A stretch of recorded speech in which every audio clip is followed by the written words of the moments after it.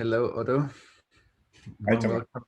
welcome, and warm welcome to everybody. So this is our second event now within this conference, and the first one that is public here right now. So first of all, Otto, I want to tell you that I really enjoyed our former dialogues. They were always very generative and creative and innovative. So I'm happy to be here with you. And so I think this conversation rests on the ground of global social witnessing. So this whole conference that our conversation is part of explores what is global social witnessing, and maybe how your work and the work of global social witnessing, are in dialogue with each other, find similarities and differences maybe. And so global social witnessing is a term that we developed already some years ago as a kind of inner practice of individuals and communities, or intelligent networks of communities, how we in a way presence and witness our cultural process. And since, like, when there are unconscious processes and traumatized parts of individuals and cultures, or absent parts, as you put it beautifully, Otto. So we see that the inner experience and the outer experience are not synchronized, and this creates individual and cultural symptoms that we are struggling with often, because we lose our capacity to respond, to be in resonance with, to be related to, and we, in a way, often fall back into patterns of reactivity, polarization, disconnect, and separation. And I think I remember our last conversation where we had a very lively conversation about like how we come from different paths to, I believe, often similar kind of explorations or revelations. So, and I would love maybe for you, Otto, to share a little bit. I love the concept of presencing, of course, but I also love your way of describing absencing. And maybe can you speak a little bit to these two terms that deeply ingrained in your work? Yes, I would be very happy to, Thomas. So also warm welcome to everyone from my end.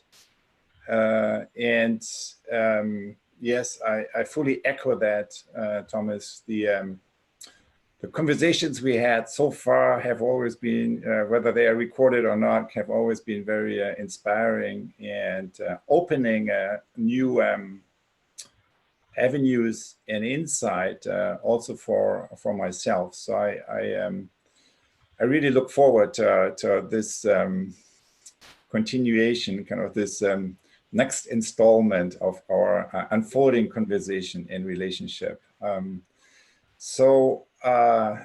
I also really loved the lecture that you just gave, and that I had the possibility to attend, and resonate with so many of the distinctions and the concepts that you introduced. And I have maybe just to start with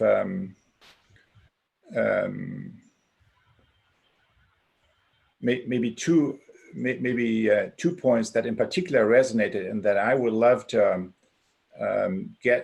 learn more about from you, and get more input from you. One is your remark that when you talked about the we presencing, that there is what we can observe is, and that's exactly what I have also experienced. So when you develop coherence on a collective level, kind of when you begin to build containers or kind of spaces of resonance on the level of the collective, what you begin to see is, so I wrote it down, but I don't want to look it up now, but you said something like that the individual kind of is also uplifted. You didn't use that particular word, but you described it, that kind of the capacity of the individual to tap into that coherence is heightened through that. And that's exactly also what I have been observing, and what is so important when you think about strategies for change and when you think about practical change work. Because often, like I would say, even from the consciousness-based people, right? So there's, and also, you know, there's a lot of emphasis on the individual development, which of course is key, which of course is absolutely necessary, but it's not sufficient, right? Because it's on the collective level that we can develop a whole other leverage point for individual and for collective development. So I thought that was, I was very inspired by that remark, and I would love to learn more. And then I also, the way you unfolded the term and explained and introduced the term of global social witnessing, so much resonates with what I try to, you know, be in service of and, you know, cultivate from my end. That would be really great to explore that a little further. So just to come back to your request, what I could think is what might be useful. Let me just try to find the screen share here to introduce maybe just one one piece here. Can you see that, the screen share? Yes. Okay. So in a way, what became to me, this could be kind of one slide that may be a useful reference point for, you know, introducing a little bit about absencing, and also then, you know, closing with a question to you. Otto, now it's writing downloading. Now it disappeared. Yeah. From, yeah. Okay. Or it's downloading, right? So that's the only word. Yeah. Okay. Good. So the starting point, and that's also what I really, so we live in a profound, as Bea mentioned in her opening remarks, we live in a profound moment of disruption. And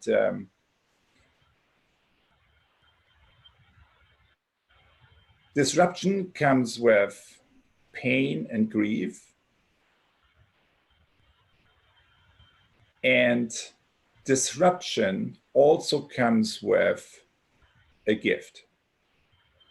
And the gift is that the moment disruption hits, we can have a glimpse of awareness of what it truly is that's essential for us.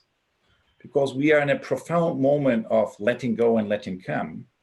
And when you turn around your attention to, you know, to yourself, to your own feeling, knowing of what it truly is, what's essential for you, and what it is that it's not, which often happens to be all the things we are busy with, that is can be a profound moment of awakening. So this, and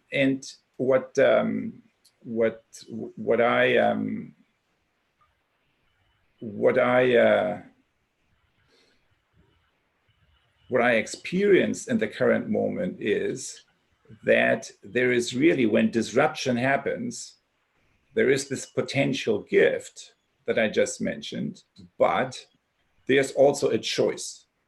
And the choice is the inner place from which we operate when we respond to that situation. And that inner place can be either downloading, which is more of the same, which is less and less viable in many situations, which can be turning away or turning toward.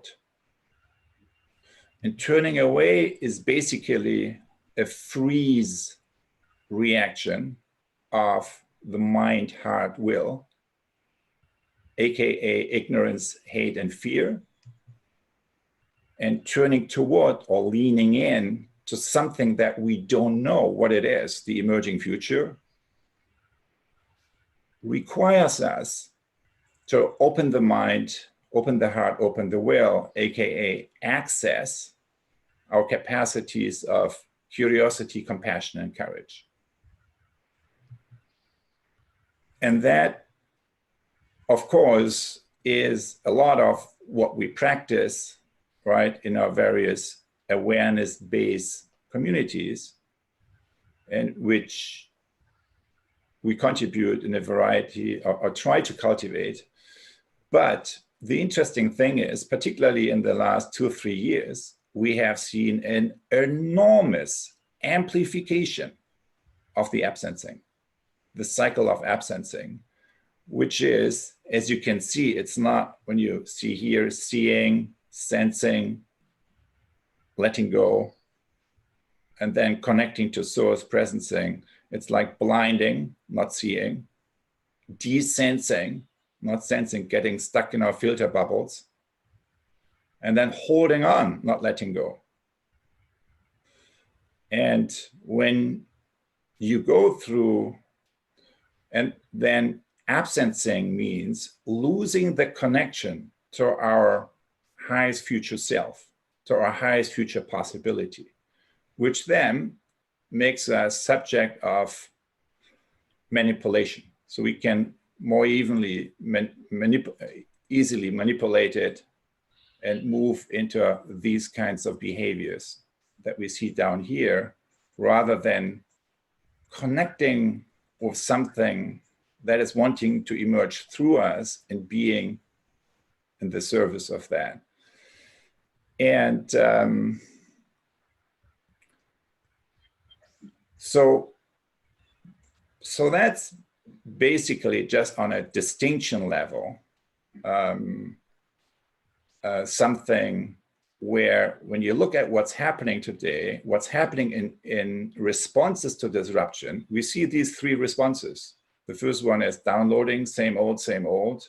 The second one is moving into freeze reaction.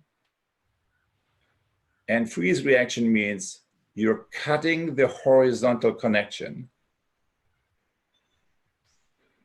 Your absencing means you're cutting the vertical connection.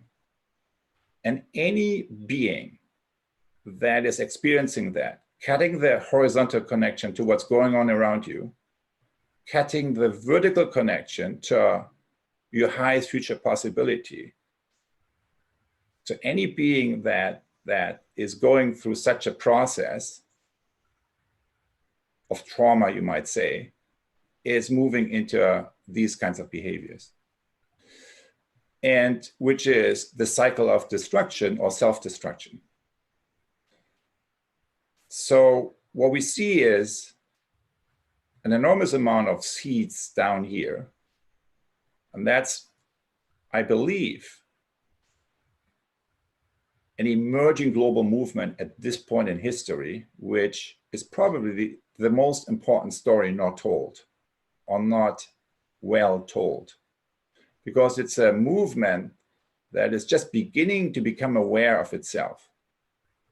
While here on this side, we have had things going on all the way, all the time, all the centuries behind. But what we see now is an enormous amplification mechanism through a certain use of technology, social media, and many other things. I mean, you mentioned some of them in your talk, Thomas. So that's basically the backdrop, right? In terms of distinctions, we could, there is another version, kind of, I think just to maybe close with this bigger picture, what does that mean on the level of the collective, on the level of, so I think what we need in response is cultivating these capacities, but also a collective response that deals with creating new learning infrastructures, reinventing our learning infrastructures towards whole person, whole system, right? Head, heart, and hand. New democratic infrastructures that make governance and democracy more direct and distributed and dialogic, and new economic infrastructures that, defragmentize you. So to use your term from earlier, Thomas, the economy in order to make it focusing on the well-being of all, shifting it from ego to ecosystem awareness. But coming back to the distinction here, so Thomas, my question is this, and I also want to share a little story, really, how I came up with this whole concept here. And that was in Paris with Francesco Varela, whose work many of you, I'm sure, are familiar with. So he is really the founder or co-founder of the Mind and Life Institute, and has been very, very influential. And so the conversations with him, I only had two when I did kind of the basic research for the Theory U concept, have been very influential for me. The first one, what he said in the first one, and it really resonates with everything you shared before the break, Thomas, in your talk. In the first conversation, he said, there is a blind spot in Western science, and the blind spot happens to be our experience. So we do not have a method how we become aware of our experience. And that's the blind spot. So of cognition science, the problem, he said, is not that we don't know what's going on in the brain. The problem is that we don't know how we access our experience, how experience is coming into the world. And that is exactly where you started your definition, Thomas, right? So when you start with the global social witnessing, or actually with the term witnessing. So the process of becoming aware. So 4 years later, shortly before he passed away, I went back to him to Paris and said, hey, so very many practitioners that I gave this interview to read really resonated with that statement. The blind spot of science is experience, and the blind spot of cognition science is experience. How we access experience. Have you done any work on that? And he said, well, that has been the main focus, he responded, of his past 4 years of work. And what he came up with is that there actually are 3 methodologies that address that issue, which is psychological introspection, phenomenology, and meditation. And that he synthesized these 3 processes with 3 key gestures of becoming aware that each of them is talking about. And the 3 gestures of becoming aware is, and you see that here on the left-hand side, suspension, redirection, and letting go. So that was his summary from a practice point of view, which means what is the process, that the shift that your awareness is going through, that your attention is going through. That's what he called. So these three gestures is what he called the process of becoming aware. Suspending our habits of judgment, redirecting. And so when he talked about that, he was talking about redirecting from the object to the source. And by source, he meant the process through which the object is coming into being, which is exactly the shift of awareness, Thomas, that you talked about when you introduced the term of awareness prior to the break. And then the letting go and letting come. So when he explained these 3 terms, I realized that I had seen these shifts many, many times, but not from studying phenomenology or meditation, which I did not. I'm just an amateur, but from seeing it in social processes, right? So when you take a team through a process, any kind of team development, you move through these stages, right? Stop people downloading, right? Make them listening to each other, and then, redirecting, kind of bringing in all the different perspectives, and beginning to see the situation through the eyes of the other. And then when we are lucky, right, we move through this process where we truly let go, right, and open up to that what's wanting to emerge. So I had seen this process many times. And I instantly knew that what he was describing, what Francesco Varela was describing on the level of the individual, studying meditation, phenomenology in particular, particularly Husserl, can be also observed on the level of the collective, right? On the level of groups. And then later I described the same thing on the evolution of organizations and the evolution of economies and societies. So it's the same turns that we go through. And that's basically where the concept of theory U was born, if you want. So this, you know, it's an epistemological distinction that Varela came up with that is looking at our own process of becoming aware, but applying that not only to the level of the individual, but also to the level of the collective.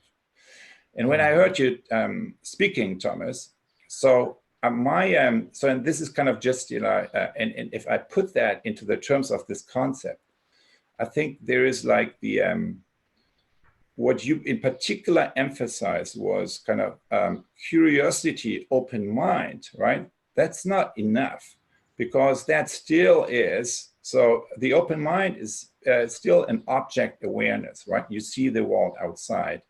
You're not actually blinding yourself. And that's already something really important, right? And we see right now in the Corona crisis, right? So look at the US government. If you have an institution, if you have a government that's stuck here in old habits, right?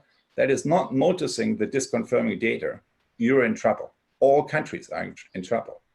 When you look at East Asia, the Confucianist governments that have, you know, that are leading the response to the Corona, but also kind of some of the more functioning governments in Europe, you start with open mind. You know what's going on. You apply testing, even though it's not like a deep awareness, right, on these deeper levels. That's already putting you into a whole other playing field. So what I'm saying is this is important, but it's not all. And I think, Thomas, what you were talking about is kind of from this subject-object awareness, right? Seeing something going on, not just projecting your own opinion in the post-truth world, like, you know, you see going on in many places.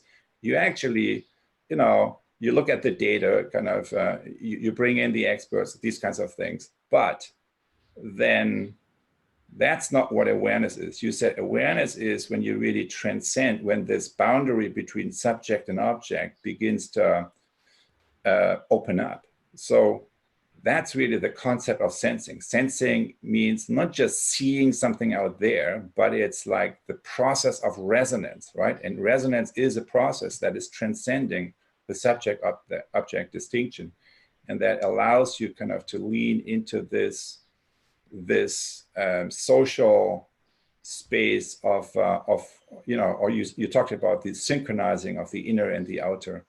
So I felt kind of that's what you really emphasized, the transition for from here to here. And so here are my two questions. Number one, kind of, do you agree with this interpretation? And number two, so what I'm also emphasizing is this here, even though that subject-object awareness is of critical importance, because today we don't even have that in many places. We have this thing going on, right? Post-truth world. We live in our filter bubbles. Kind of, there is, on a collective level, an extended process of denial going on. So response time in East Asia after the first Corona case was reported, 3 days. And that's why they now have all the freedoms there. After 3 days, the government response was there in Singapore, in Hong Kong, in Taiwan. You go to the US, it was more than 6 weeks. And when you lose 6 weeks in an epidemic situation right now, it means everything. And the price will be paid by all the vulnerable people that are kind of now having an incredible wave of suffering ahead, particularly kind of in countries where the government was stuck here. and not operating kind of from this awareness. So what I'm saying is, one, this also matters here, whether you're here or here, and that's what we learn. And the second one is, of course, the real challenge is then to move from here to the deeper, dimensions of awareness. And what I would just be interested, Thomas, is because kind of this is kind of the empathy and compassion.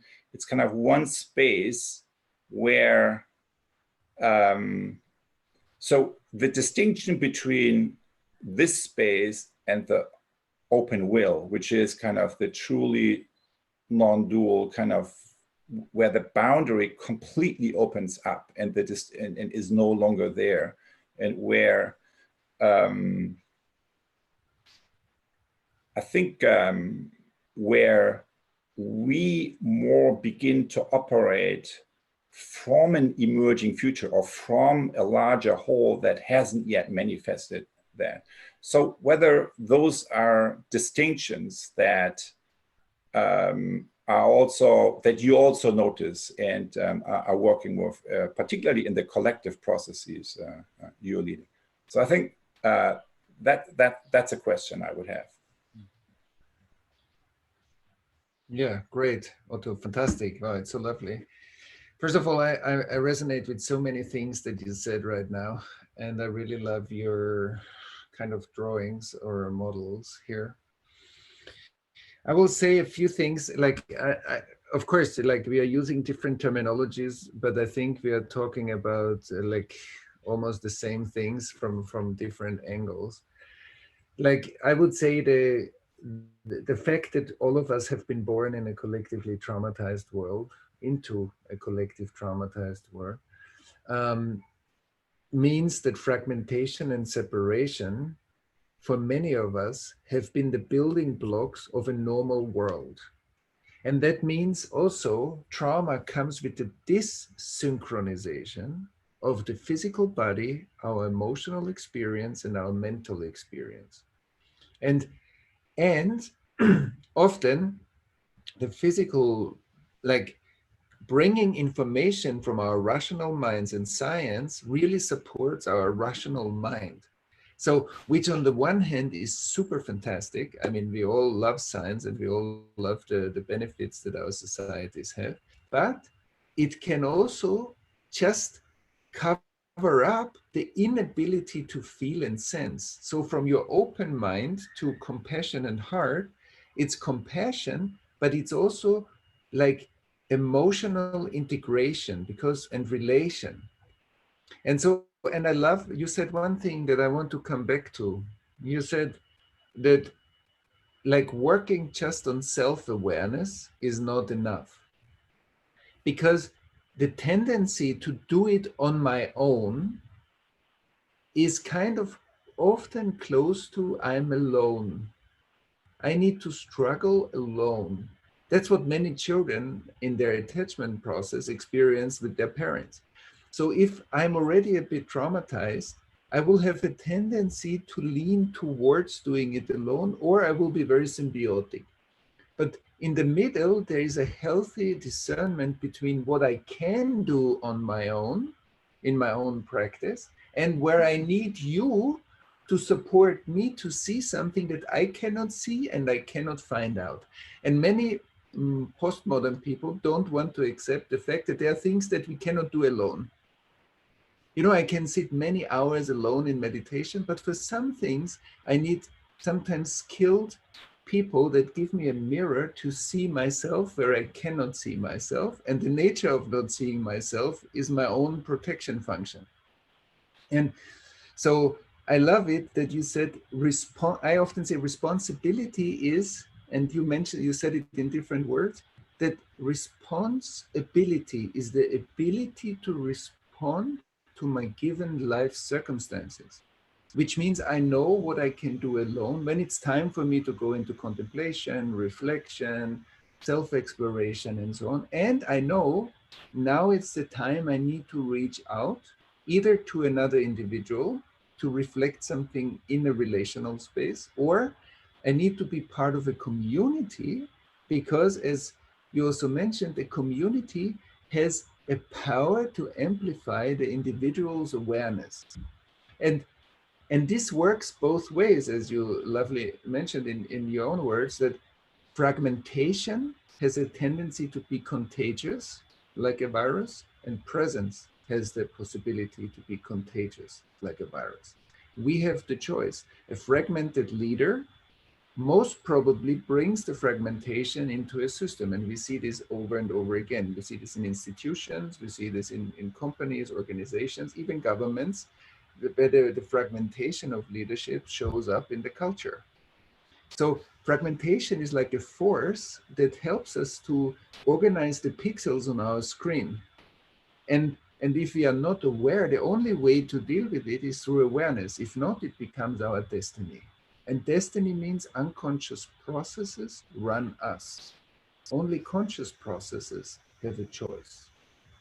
For the unconscious process, the choice has been made in the past. If millions of people have been put to concentration camps, that choice has been made already. The after effects of this collective trauma, the after effects run us. And that's why I love your absencing description, because it's so beautifully describing many of the collective trauma symptoms that I believe create lit up. Trauma comes with absence. It comes with, I don't feel a part that was too overwhelming. Mm. And that's why the remedy for it is to respect that the root of absencing is actually an attempt of the individual or the culture to protect itself from a much worse fragmentation. And then there's, What does that mean? Protect itself from a much worse yeah. separation, such So as let's say a child in a family, and a child in an attachment process needs a parent to be safe. Like in the first years of our life, our parents are our safety. And fear is an emotion that brings kids back to the parents. So fear is an emotion of connection. It's not many people, because once we are hurt, we experience fear as separation. But actually, fear is evolutionary wise also to get us to a safe place. And as kids, we run back to the parents. They go out, like we are curious, and then we run back to the parents. We go out, we explore the world. So curiosity becomes courage. Fear becomes when my parents help me to co-regulate my nervous system, to help me to deal with my stress. On the lap of mom or dad, I can relax, and then I become naturally curious again. But this moment of co-regulation is like you plug into the nervous system of the parent.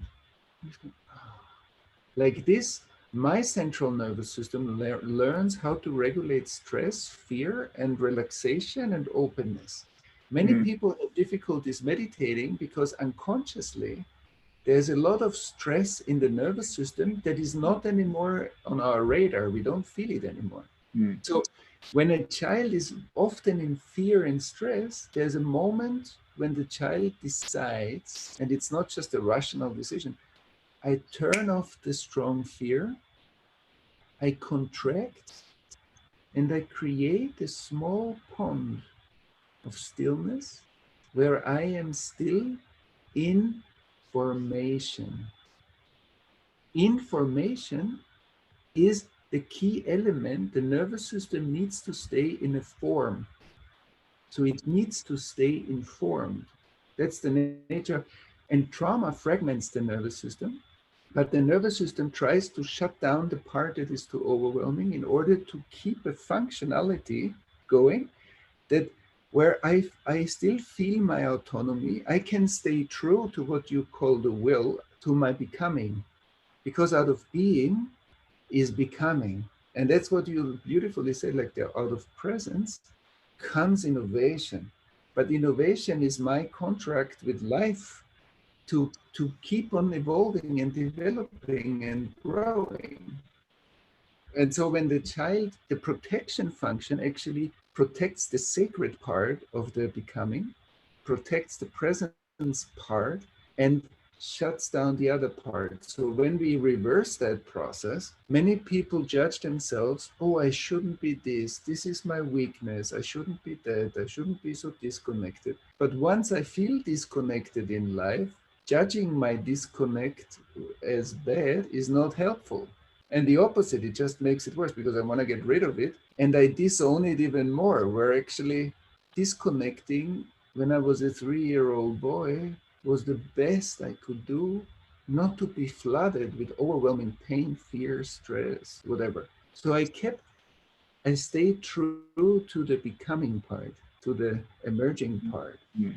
And and so I think that that's beautifully said. I think we just use a very different language, but I think that addressing cultural absence is by understanding that even also on a cultural level, the absencing part is is switching many, for example, in Germany, many cities being bombed, many people sitting in their basements trying to survive is a huge stress, a huge trauma, fragmentation on a collective level. Many people in concentration camps, many people in slavery, many people in dictatorships and other war zones around the world, in Syria right now. In order to survive, a lot of experience needed to be suppressed. And that's an intelligent function, but once it's frozen and it's not being released through relation, we sit in the after effects that you describe, and now we need to find a way how to reverse that process so that we can come back to a collective sensing, a collective defragmentation, a collective coherence. And I think that's our job, how not to be part of the symptom that it's outside, but it's actually something that we can learn to relate to as an intelligent defense function of the collective body, the collective system. And that's, I think, the art. And I think you said in one of our earlier talks, you said something beautiful. We need to find the right healing or integration architecture. We need to find the right architecture that allows us, and I think that's what you develop beautifully in the social presencing work. What is the right architecture? How to build coherence, build enough safety, build enough emergence and then connect those intelligent systems to each other. And maybe the last thing in response to what you said is, and that's coming more because I'm a friend of wisdom traditions. In the Bible, there is the moment when, like, the voice of God appears to the Hebraic people on Mount Sinai. And this moment is described, and I'll say in a minute why I'm talking about this. This moment is being described as the most universal presence. Speaking, the word is creation. There shall be light. There is light. Light, the word light and light is not two. So the word of the most universal presence speaks to the whole population there around Mount Sinai, the whole group. It's a group awakening. And at the end, after this experience, this collective awakening, everybody said, God spoke to me personally. That's an interesting part of the whole thing. Like, it didn't say God spoke about general ideas. No, it said the most universal spoke to the most specific to my life story, my family situation, and everybody said that. And there is, like, that's a huge, I believe, a huge piece of wisdom there, because what it Mm. means is exactly what you also spoke about, that we need collective presencing, because every individual holds a unique particle of the whole.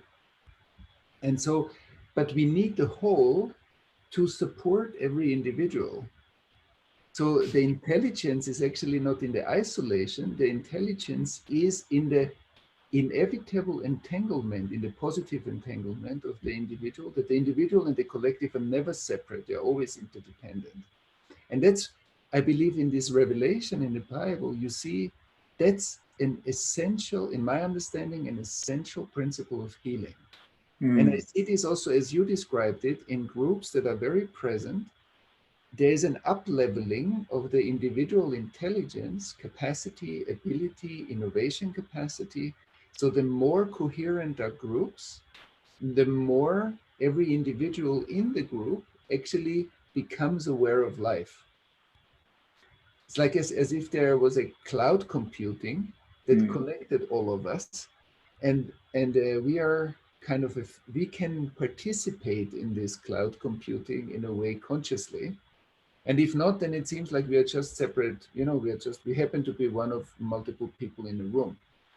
And sometimes we tap into this. And I think also in our last conversation, when you described a process that you once participated in Berlin, when you spoke about it, it reminded me very much of some of our collective trauma processes that are pretty similar, what it means to tap into that intelligence that is more universal. And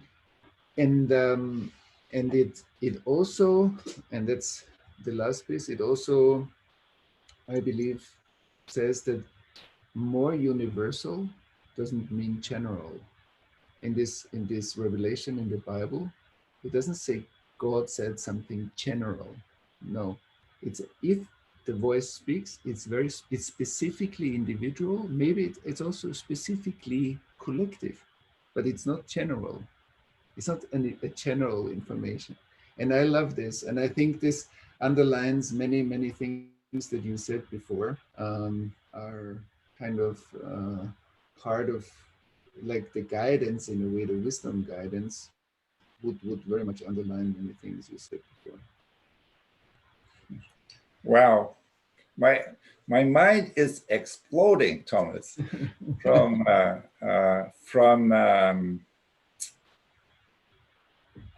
all the different dimensions you touched on. So just like echoing some of that with small pieces, adding to that. So the last, so to your last point, it's not general, kind of, it's universal. So I think I always loved, who comes to my mind is the work of Henry Bortoft, that maybe some of you may be familiar with. So he's a phenomenologist, but also philosopher of science, and he taught at Schumacher. And so he has this wonderful distinction between the authentic and the counterfeit whole. So the authentic whole is something, and to explore, to connect with the authentic whole. So it's not kind of the general, but the universal principle that you are referring to. What we need to do is to move into the particulars, right? So when you want to explore the general whole, or what he called the counterfeit whole, that's the abstraction. And what you do as kind of as a movement towards the world is you step back and you abstract, right? And you look at all the things, and then you abstract from the particulars. But if you want to connect with the authentic whole, kind of the universal wisdom you are talking about, then you need to not step back, but step in. You lean forth, you move into the particular. And that, as an epistemological strategy, right, is really, has been so inspiring and instructive for me, because in any kind of social process, in any kind of, where you deal with disruption, where you work with an organization or an individual or a community, that's always the first question. What do you do? Are you like, pulling yourself out, or are you leaning in, right? And then really look the particulars kind of a microcosm as, and so another principle he explained in that conversation is, the whole is presencing itself in the parts. It's not kind of above. It's not hovering above. It's like it's the whole is presencing in the parts, but it, you know, it all depends on the level, you would say, kind of the awareness, right, that we give to the microcosm, that we give to the parts. So I thought this as a strategy. Are you pulling yourself back, you know, and now looking at all the abstract studies, or are you moving into the particulars? Are you seeking and establishing kind of the human connection at the front line of something? I think that's a very different initial move, and it makes all the difference. So that's the first thing that that comes to my mind. It has to do also with a different concept of science, right? And so what? So it's a concept of science that, you know, is more based on phenomenology, and it's more based on quantum science, Prof would say, and it's also more based on activating. And I think the original inventor of that line of work was Goethe, kind of, who really proposed, who thought that what the German poet that some of you may be familiar with, and who thought that his most important contribution, he is like a famous poet, the German poet, but he didn't think that was his most important work. He thought what was most important about his work was something just about everyone has forgotten about or never understood, which is his phenomenological approach to science, right? A science that is really today kind of, maybe we would, you know, is exploring with a method the space you described in your lecture before the break, right? Which is the space of resonance, kind of where we begin to synchronize or to feel the resonance between the inner and the outer, and where the object awareness is subject object awareness is transcended. And that's really, I think, still our threshold today, because if we do not bring scientific methodologies into these deeper levels of resonance, I think we will always have like only partial successes or failures, but will not be able to really reach the level of impact that I think this decade is called for. So that's the first thing that comes to my mind. Yes, I have one response to that. That it's very interesting that often we see that when somebody describes his or her inner process, so since we're doing a lot of process work, so we are looking at, okay, what actually happened? What's the difference between interpretation and understanding? Understanding would be what you called before vertical alignment and horizontal alignment. But if the body, emotions, mind, spirit or soul, and presence are in one alignment, it means that my rational capacity is an emergence of a connection in my emotional and physical self. They are not two. And the interesting thing when you talk about the contribution to science is, and I think we all know this from our own experience, that we might think about our body instead of feeling the body directly, we think about it. So we are using a function that is a bridge in order to compensate on what I can't feel directly. And that's very interesting, because if this is the basis of many people's experience, and I see this over and over again because I run processes all the time, so if that's the collective basis, if the absence is partly the basis of our scientific approach, then it's an interesting thing. And the next thing that is also interesting, just seeing from the regular process work, because many people say, especially maybe even now in a crisis situation, we might say, oh, if I just hadn't that much fear, if I could just get rid of my fear, I would be a better person. But how often, and I know that is a bit gross what I'm saying now, but how often do we think about when a door is not so big and I don't fit through it in the straight way, I will cut my arm in order to go through this door. nobody would do this, or hardly anybody, let's say. I don't know if nobody, but so we would try to get through, before we cut our arm, we would do many other things that we would try out to get through this door, if it's a very small door. And but the interesting thing is that the unconscious symptom of emotional dissociation is that it's other. Mm. And the other is what I don't feel. Is my fear is same my body as is my arm. It's an emotional quality that is part of my nervous system. It's me. And if I feel it as other, as dissociated other, it's easy to cut it off. Yeah, yeah. And that's very interesting. Instead of right now in a crisis situation like now, either we support each other to digest the fears that come up, because most probably many of the fears that we see now are actually prior trauma layers that are coming up in us as stress and fear right now, that actually need to be digested in order to come to a place of presencing and sensing. If not, then the absencing part of your diagram will actually explode. Yeah.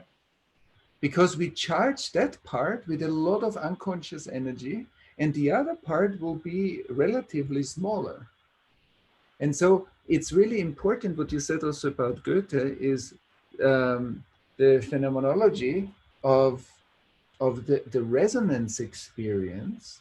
Like, am I approaching reality, or like really deepening my awareness of reality through resonance, or through looking at, as if I look at something other? And that process of othering is a very interesting Yeah. unconscious process. But I think there's a lot to what you said. I think it's a very good summary also of the wisdom tradition that I talked about before, but also about the psychological unconscious process that dissociates aspects of us. Yeah. So yeah, that's lovely. No, that's beautiful. And you know, the other thing that that really resonated with me is the quote, the Bible quote, and kind of the universal. I think what and the way you explained it is really, I would say, a new concept or a new notion of the collective. And I think that's today one of the problems we have. I mean, we have one word, it's collective. And what's meant by that, it's so many different things, right? It could be the Soviet style of collective, which is really not enhancing, but you know, destroying or totally reprogramming, say, kind of the so that's kind of the old notion of the collective that is annihilating and reprogramming the individual, while a new the concept of the collective that you described, so it was like not annihilating but enhancing individuality, but not in separation of the whole, but you know, in resonance kind of with the whole. And I think that's really what in reality we try to cultivate. And you know, I you know, maybe also later give a more recent example of that, because I think there's a huge potential in the world, as you were indicating. But often, because we use this word, it triggers all these, you know, 20th century experiences where we have seen where that term, particularly in a German context, but in generally also, has been associated with some of the worst things we have been seeing.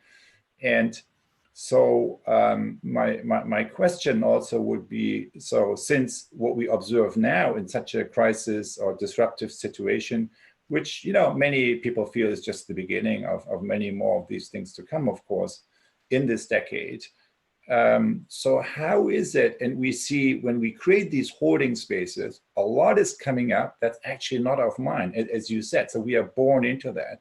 So what's coming up in a collective container is part of this, is kind of beginning to manifest or make visible this more, the darkness, kind of the collective trauma that is not attended to through awareness. And so I would be just interested in what you have to say, since many people are now in this situation. So what are like kind of practical things, principles or practices that you have seen really applicable there from your work that could be now offered to others? Yeah. So I would love to circle back first to I think if we take three elements that we spoke about now in our conversation, it's kind of the individual awareness. So I need to have practices how to be able to induce more individual witnessing, like in my own process, individual regulation and relation to myself. So if I don't feel myself, I can't feel you. Mm. So if I'm numb in myself, I can think about you, but I can't really feel you. I don't feel your body. I don't feel your emotions. I'm not in a field, as you said about Goethe, I'm not in a field of resonance.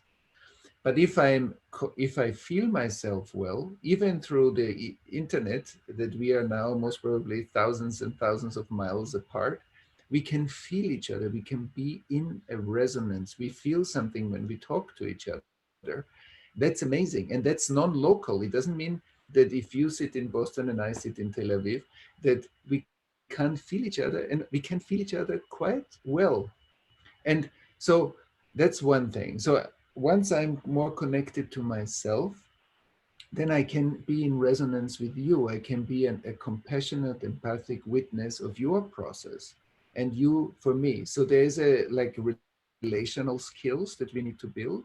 But then I think as you said, this is the time to create coherent we spaces where we space practice, which means everyone in a we space is not an audience. Also, like now, either people who listen to us right now perceive themselves as an audience, then I can lean back and say, okay, I can listen to what Otto has to say or what Thomas has to say. So I am just a kind of an outside listener. Or I'm a participant in life. Once I'm a participant in life, I'm never outside. It's like when people say the system is, yeah, but where does it put you? Like, where does it put the person that says the system is? So which system and where are you when the system is over there? So that's an interesting question. And so when we see, wow, in the interdependence that you spoke about, like the universal, the collective, the collective that is actually in a way the most interested in the most individual thriving and development, because that enhances the collective development too. So they are kind of in this positive resonance. So then the that I always participate wherever I go. If I go to the symphony orchestra, I'm not just an outside listener. I'm a participant in the music. I am a participant, as if I was as if I were like a musician. Like I am a participant in the music. That's how I get the transmission of the composer, the genius musicians, the conductor, the whole composition of the organizing principle, bringing many individuals that are very professional musicians. But what I really love and why I get goosebumps and why I'm touched is because of the coherence of the music. And that means a higher Mm. organizing principle is Mm. at work. That's why we need a conductor.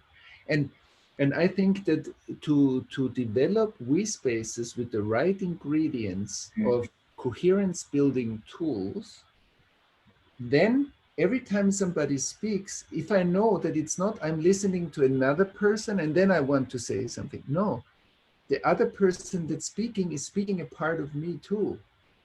And if I really listen, I get the benefit of that part of wisdom. And then when I speak, I serve the community and the community serves me too. So there is this kind of interrelatedness. And I believe we need the three levels also on the when we now many people switch to Zoom.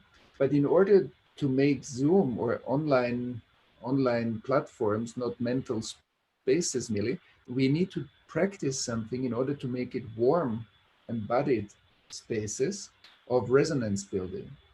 And I think if we do this well, like individually, relationally, and collectively, then we create more coherent fields. And those fields, I believe, express new levels of resilience, as you say, through collective presencing, more levels of innovation capacity, creativity, faster responsiveness to what's really needed in this time in our world.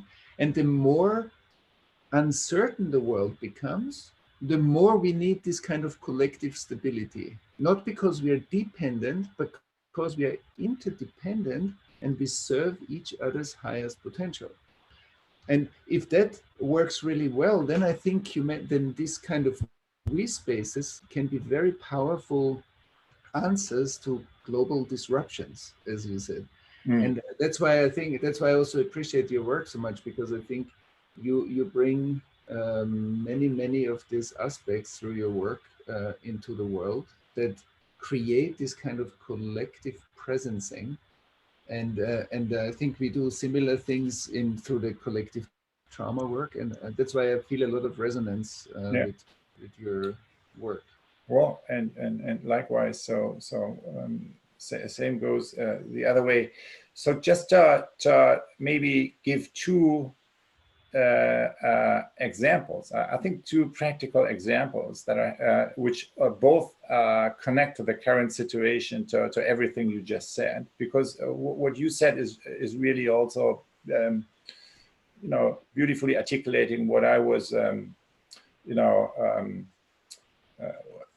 what I maybe could not have articulated that well, but the direction my own thinking is also going. And I think the direction of many people really kind of, so because we all feel that, but Right. we can't quite see it in all cases yet. But I want to just point the various layers of our conversation kind of to and relate that to the current situation. Because what I find so interesting is everything that we have been talking about the past hour plus or so is actually happening around us, between us, within us, right? And so starting with the around us, right, the corona situation. So the first, so here maybe like 3, 4, 5 kind of sentences to really summarize at least my take on that, right? What I'm seeing. So the first one is so obvious. I mean, yes, we knew it before, but now everyone sees that, which is we are all connected, right? We are many, we are one. So it's no longer Wuhan, right? So it's all of us. I mean, it has been such an instructive case of like making visible. And by the way, I love before your distinction. I think you said unconscious processes are driving us. It's only conscious processes where we have a choice, right? And that's, so now Corona is the teacher, right? Because it teaches us we are all interconnected, right? If you didn't believe that before, if you said, well, that's just a obscure philosophy, now it's very clear, right? So everyone is, the reality is telling us. So that's the first one. And then the second teaching is in terms of the response, right? So when you look at universal basic income, or here in the US, right, the only developed country that doesn't have universal health care and so on, suddenly it's all there, right?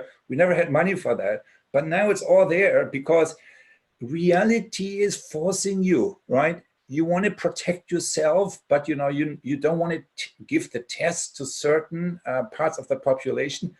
No, that's no longer working, right? So the interdependency is really coming home, right? So it's reality is we are in denial, right? And reality is holding it into our face. Are you getting it now, right? And so that's kind of the seeing part.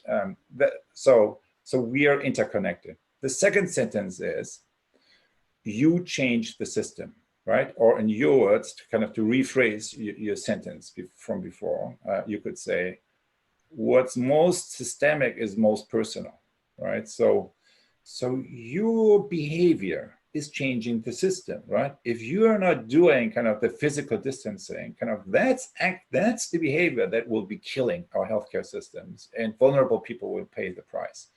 So that's kind of the second teaching, of course, that's coming from all of that. And I would say the third one is, if disruption happens, you have to be awake. If you continue downloading, right, well, you get your country, your people kind of into the major trouble. We're in here right now in this country, and it's just the starting point. You have to be awake, right? You see something going on. The Confucianist governments, after 3 days, they were there. So it's Hong Kong, Taiwan, Singapore. And that's the third. That's just an example, but you know, awakeness, I think, is the universal principle. And then when you double click on the awakeness, that's of course your whole talk from before the break, right? So, and I would say, so one sentence to summarize that from this point of view is, when disruption happens, you have a choice. Right? If you pay attention to what's happening, you have a choice. What kind of choice? The choice from what inner place you're responding to that situation. Whether you move into the presencing or the absencing. And that choice is really what is now apparent to many of us as a possibility, both on an individual level, but interestingly also on the level of the collective. And I think that's really the moment we are living in, and many people feel that, right? So this kind of forced slowdown that we are living in has an enormous possibility for this awakening, for deepening the awakening along the lines that we have been dialoguing around. And so I wrote up a little, version of this thing. Not around these lines, but it's around this topic, right? So 2 weeks ago, and so that was and that it ended with a suggestion, which is basically to create a space for awareness creation, right? So for a global a space for helping each other, right? On the 3 levels that you mentioned, personal, relational, and societal, helping each other to become aware of this current moment and of the choices we may have, and what it is we want to let go of, or maybe what's wanting to emerge. And so the name that I suggested for this kind of learning infrastructure, basically, like a global personal learning infrastructure, Gaia, right? Global activation of intention and action, kind of from this current situation. And within, so that was now today, it's I think 13 or 14 days ago that I posted that blog. And so it had been, so it has had over 100K views. And the idea, right, to do something around that now, right? It was a very long thing, pretty much unreadable. And the idea was only in the end. But the interesting thing is, within 12 days, this idea not only kind of got some traction, but has been starting to realize. So Friday, we had a launch session with 10,000 people into a 4-month journey, right? The Gaia journey. 5,000 of which participated in these 90-minute Zoom sessions. They had live meditation, kind of music, and social resonance processes, had breakout processes, small breakout groups for these entire groups. So where they could actually, this kind of the 3 levels that you mentioned, the personal, relational, where they could actually feel that and not just talk about that. And we have within these 12 days a web infrastructure, and also a core group of over 100 people working together in that, and 5 different language groups. So all within days. So it's an enormous amount of response to basically an idea to helping each other to lean into this current moment and to deepen the awareness that we have individually and collectively around that. So it is just, and I think that's just the tip of the iceberg, because what's happening right now is that there is a huge potential present across the planet for something. I mean, most people feel like, yes, we know our civilization is hitting the wall. And yes, I do want to be part of a different story. And yes, I want to put my life, my work into the service of it, but I don't know how. And that gap, I think, is the biggest unmet need or aspiration possibility, where something could land, or where a different way of reimagining and reshaping our civilization could happen, could be seeded in the next months and years, that then will take a century, of course, to fully unfold. But this could be in a very important period. And so that's how I feel. So in other words, what you described earlier also in your talk, the collective we, if we hold this space, can actually be a place that is uplifting kind of all of us. That's already happening. I think it's happening in many of our community events right now. And all of that is part of a much larger movement that probably none of us is fully aware of, but that we can see, all the different directions and glimpses. And that's why, I also really, truly, appreciate the conversations that we are having, because we are playing a role in that, and our communities play an important role in that. Yeah, that's beautiful. And first of all, I love it. I think it's great. And I also here, I see the similarities, because we were also putting together, not the same, but a similar project on collective trauma prevention, because we see how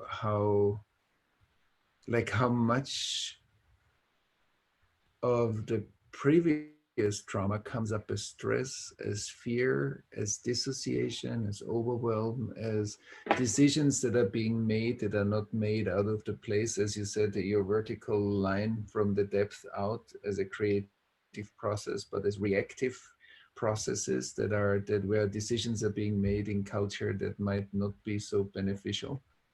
And so I think, and if there are any ways we can collaborate, because we're also about to launch from the Pocket project a similar project, a bit different, has a bit of a different connotation.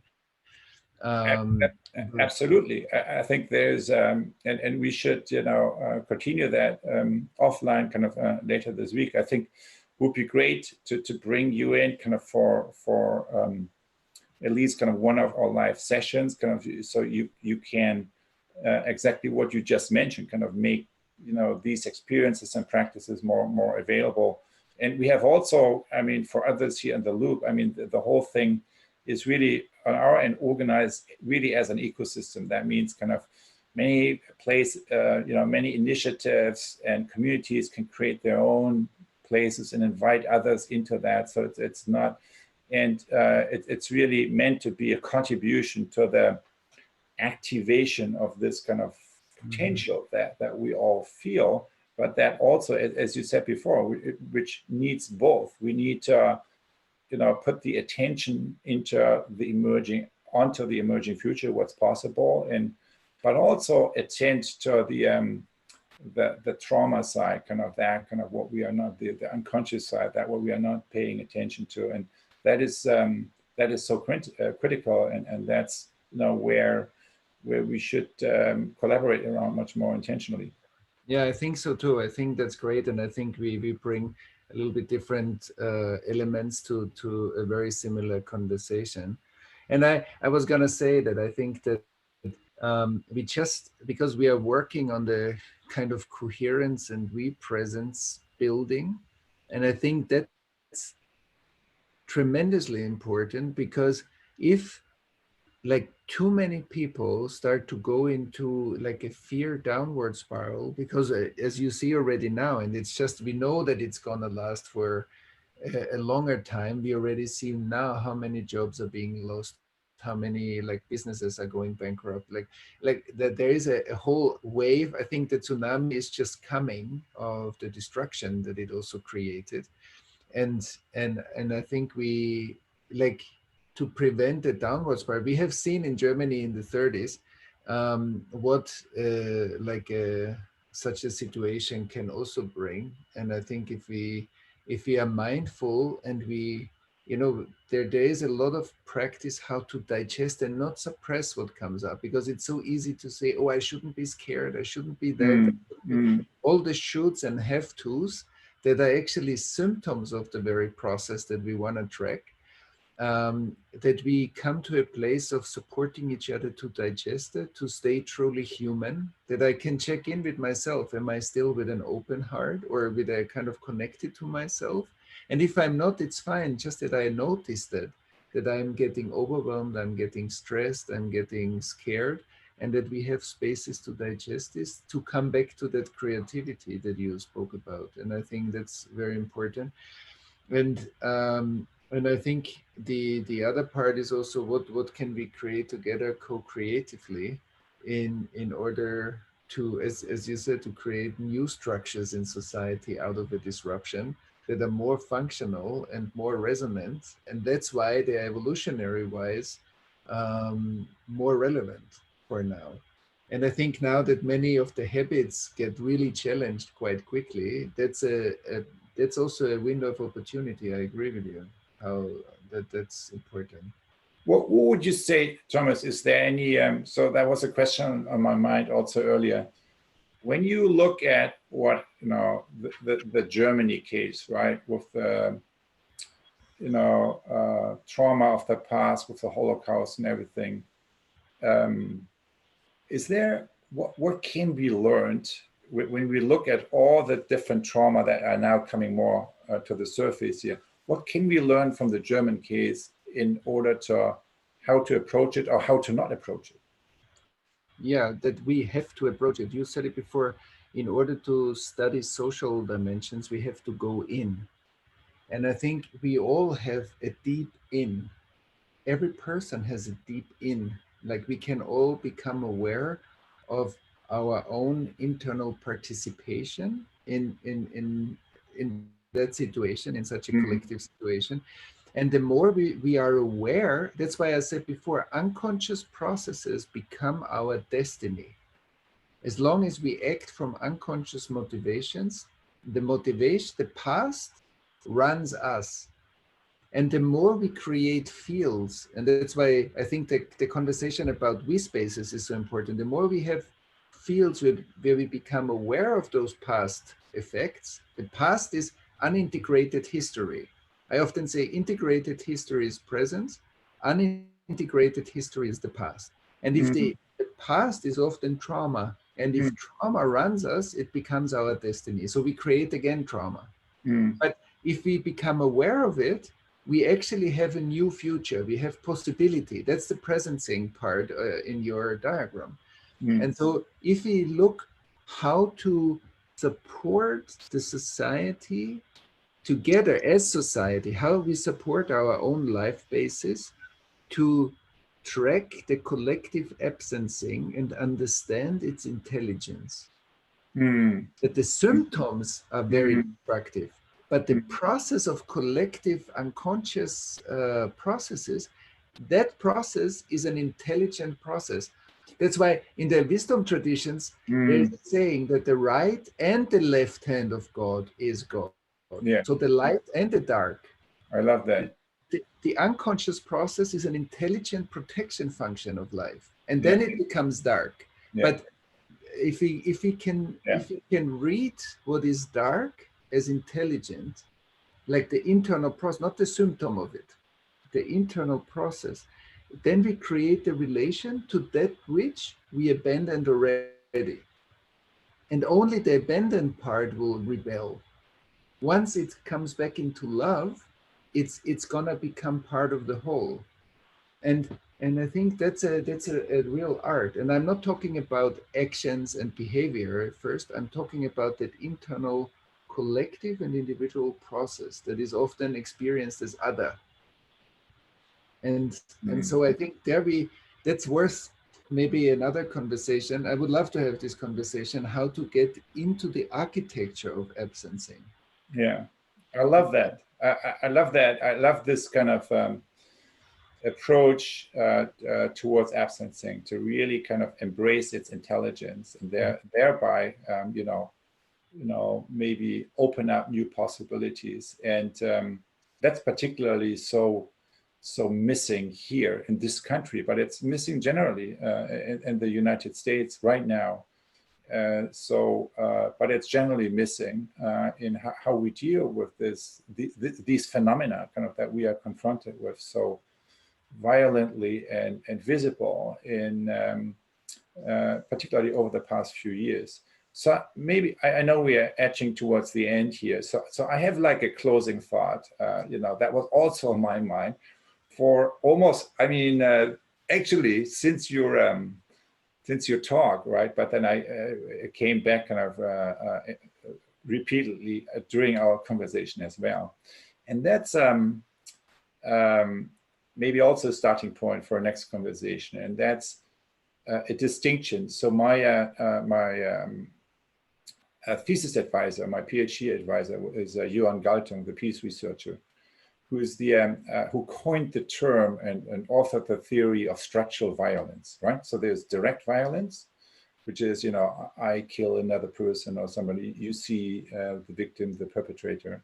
Then there's structural violence. And he he saw that term when he was on a roof in India and saw all the people suffering, but no perpetrator.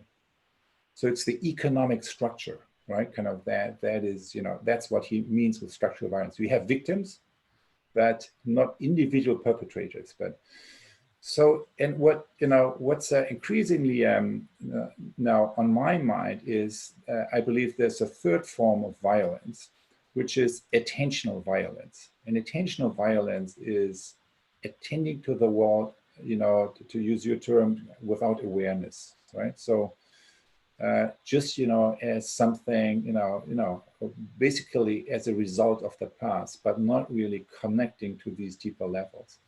And attentional violence, you could say, is at the root of many of these other forms of violence. And that's the problem, really, of absencing. And, if you turn that around, you could say, well, we live in a world where maybe, we know the United States is no longer the superpower or something, and we are not sure about all the others, but maybe kind of the most important, I'm not sure power, but force, a possibility in the world to really activate the potential that's there, is awareness, right? So attention and awareness is maybe the the real superpower today, and each of us is participating, right, in the process of becoming aware, and that's really I love that. It's at the root of your work. It's at the root of my work and of many others, right? It's how to deepen this process of becoming aware, as Varela said, kind of both on an individual, but today we would say, of course, also on a collective level. That's right. So this is to be continued. Yes, very much so, Otto. That's, first of all, I love this thought. I think it's very on. And secondly, yeah, I think we are at the end of our time. It was so lovely. I could go on. I'm so excited, and I have so many ideas while you speak, and like impulses. So it's really lovely. So thank you. I really enjoyed our time. So did I. Great. Thank you so much, both of you. Feel so stimulated. There was so much in that, and that last comment from you just then, Otto, attention and awareness is the real superpower today. That's really hit me. So thank you. But there was a question here from Anne Christian Abenhaus. how does global social witnessing apply to events that happened in the past? Is there a chance of collective healing of past trauma? I just wondered if there was anything that could be spoken to in regards to that question before we go. I think, Thomas, that goes to you. Yeah. First of all, yes, that's a big question, of course. Yeah, I know. But maybe to make it short, my understanding of the past is that unintegrated experience always creates a bubble of past. So if there is a past, it will affect me physically, it will affect me emotionally, I will have feelings and fears that don't fit into situations, I will have thoughts coming up that are not responsive to the situations but reactive. So this means the unintegrated past, that what also trauma creates, is unintegrated split of bubbles of the past. These are all the TVs that are lying deep down on the bottom of the ocean that have been muted and thrown away where the movie was still working. And so if there are crazy scenes in a movie and it's very loud, you mute it and you take the TV and throw it in the ocean. And then you see the experience slowly disappear in the dark. That's the collective unconscious. And down there are millions of TVs that are still playing the movies, but they are mute and we don't see them. And so as long as there is a past, there is a way. We are actually because people think of what's my purpose. And my purpose is not only what I need to, or what I want to bring into the world, my work, my contribution to society. My purpose is also to heal myself and to not see the obstacles of my own development as in the way, but part of the way. So everything that we develop, the difficulties that we meet are not blocking our way. That is our way. That's, I believe, the human calling. That's why we are part of life, to clean up part of the mess that we as humanity left, and to not create so much mess again. So to leave a better world for our children to come into. So the cleaning up part of our reality is very important. As long as there is a past, it's part of our journey, it's part of our purpose. But through our purpose, we can integrate the past, and I believe presence is the state where the past becomes integrated history. So it's not anymore interfering with our perception of the current moment. And that's why I think actually in past and collective trauma healing, it's part of our purpose to do this. For some of us more, for some of us less, but I believe it's our collective purpose to take care of and often when we talk about trauma, many of the traumatizations that we deal with are actually deep ethical sidesteps that have been taken in and through humanity, like how we tortured and hurt and killed each other. That is the battlefield that is silently prevailing in the whatever movement from generation to generation. So, and I think this is deeply, every trauma healing actually is a small or big ethical correction into a deeper alignment with life. And I think that's the line that you, Otto, have in your the vertical line, coming more into alignment with a kind of non-dual presence. But maybe you want to add. Well, yeah, I mean, just and that would mean.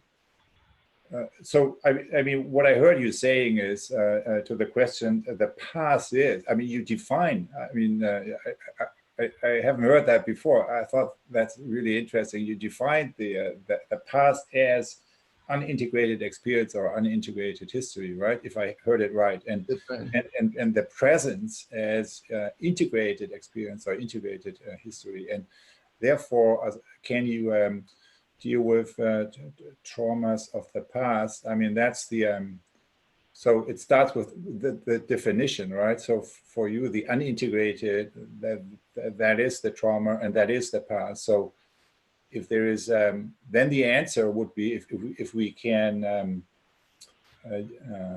reconnect with our experiences and our history that way. So then the answer would be yes. And I think the only thing I would add to that, what you said is building on your last comment on the vertical dimension.